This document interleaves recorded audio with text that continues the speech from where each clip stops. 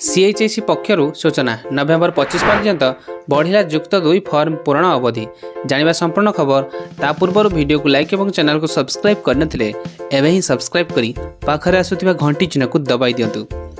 युक्त 2 परीक्षा को नहीं आज उच्च माध्यमिक शिक्षा परिषद सीएचएसई पक्षर कार्यसूची जारी कराई।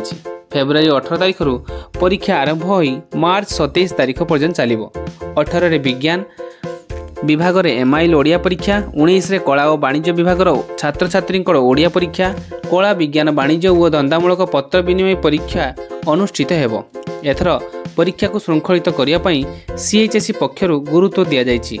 डिसेंबर 23 रु 30 तारिख पर्यंत इंटरनल परीक्षा प्रोजेक्ट परीक्षा अनुष्ठित हेबो। सेहिपरि जनवरी 1 रु 12 तारिख मध्य प्रैक्टिकल परीक्षा अनुष्ठित हेबा नै पूर्वरु परीक्षा सूची पाइथिला।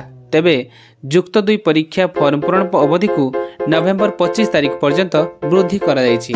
उभय रेगुलर एवं एक्स रेगुलर छात्र छात्री माने नवेम्बर 20 तारिख ठारू एने आवेदन करि परिबे।